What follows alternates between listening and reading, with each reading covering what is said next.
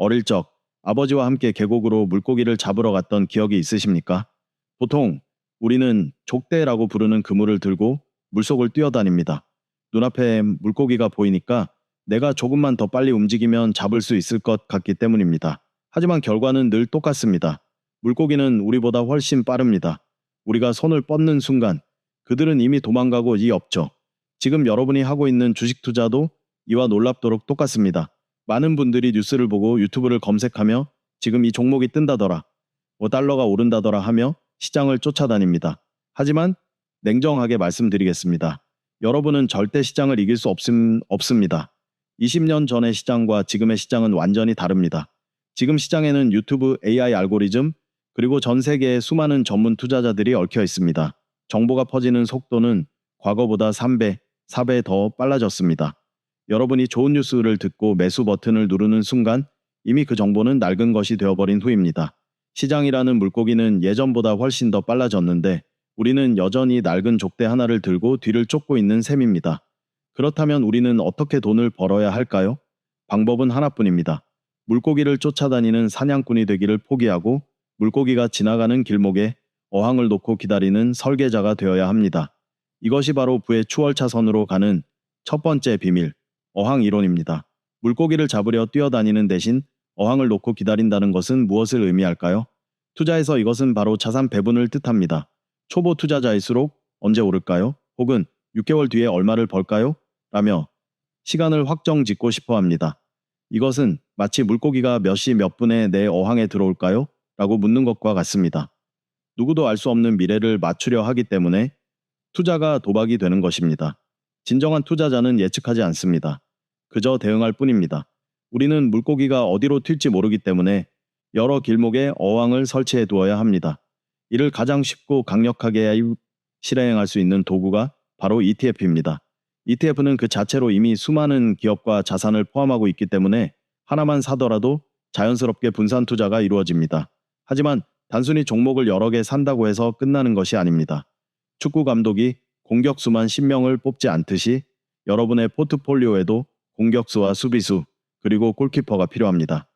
주식이라는 공격수가 있다면 채권이라는 수비수도 있어야 하고 달러나 금 같은 골키퍼도 있어야 합니다. 서로 다른 성격을 가진 자산들을 깔아두고 시장의 흐름에 따라 물고기가 들어오기를 기다리는 것. 이것이 바로 상위 1%가 실천하는 초분산 투자의 핵심입니다. 자산 배분이 어항을 놓는 작업이었다면 이제는 그 어항 속에서 돈이 스스로 불어나게 만드는 엔진이 필요합니다. 자본주의 사회에는 아주 중요한 명언이 하나 있습니다. 바로 돈은 절대 잠들지 않는다. Money never sleeps는 것입니다. 우리는 매일 출근하고 주말에는 쉬어야 하며 아프면 일을 할 수 없습니다. 하지만 여러분의 돈은 다릅니다. 예금, 채권, 주식에 들어간 돈은 주말에도 공휴일에도 쉬지 않고 이자를 만들어냅니다. 이 복리의 마법을 가장 직관적으로 보여주는 것이 바로 72의 법칙입니다. 72의 수익률로 나누면 내 자산이 2배가 되는데 걸리는 시간이 나옵니다. 예를 들어 여러분이 매년 12%의 수익을 낼 수 있다면 72 나누기 12, 즉 6년마다 자산이 2배로 불어납니다. 1억 원이 6년 뒤 2억 원이 되고 12년 뒤에는 4억 원이 되는 것입니다. 어떤 직장인이 6년마다 연봉을 2배로 올릴 수 있겠습니까? 현실적으로 불가능합니다. 하지만 투자의 세계에서는 시간과 복리가 만나면 이것이 가능해집니다. 처음에는 작아 보일 수 있습니다. 하지만 눈덩이가 구를수록 커지듯 자산의 규모가 커질수록 복리의 효과는 기하급수적으로 폭발합니다. 노동소득으로 종잣돈을 만들고 그 돈을 자본 소득 시스템에 태우는 것. 이것이 부자들이 일하지 않고도 더 부자가 되는 유일한 수학적 원리입니다. 하지만 투자의 길에는 언제나 예기치 못한 폭풍우가 몰아칩니다. 전쟁, 전염병, 금융위기 같은 지정학적 리스크들입니다. 과거에는 미국이라는 세계의 경찰이 이런 분쟁을 억제했지만 지금은 각자 도생의 시대로 접어들었습니다. 언제 어디서 전쟁이 터져도 이상하지 않은 세상이 된 것입니다.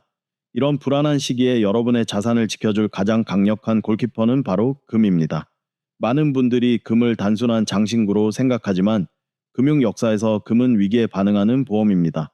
전쟁이 터지거나 경제가 무너져 주식과 채권이 동시에 흔들릴 때 유일하게 튀어오르는 오르는 자산이 바로 금입니다. 20년 전 골드바의 가격과 지금을 비교해 보십시오. 금이라는 물건 자체는 변한 게 없습니다. 하지만 가격은 10배 넘게 뛰었습니다. 이것은 금의 가치가 오른 것이 아니라 우리가 쓰는 종이 화폐의 가치가 그만큼 떨어진 것입니다. 위기가 올 때마다 정부는 돈을 풀어 경기를 방어하고 그 결과 화폐 가치는 하락합니다. 포트폴리오에 금을 담아두는 것은 단순히 수익을 내기 위함이 아닙니다. 그것은 다가올 위기와 화폐 가치 하락으로부터 내 부를 지키기 위한 필수적인 생존 전략입니다. 어항 이론을 실천하는 데 있어 가장 큰 적은 외부의 시장이 아니라 바로 여러분 자신의 마음속에 있는 지루함입니다.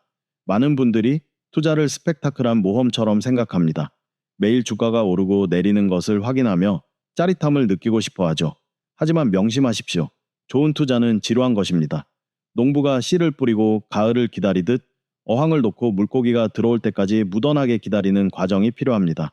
왜 내 어항에는 물고기가 안 들어오지? 라며 분마다 어항을 들여다보는 사람은 결코 큰 돈을 벌 수 없습니다. 이 지루함을 견디는 힘을 기르기 위해서는 연습이 필요합니다.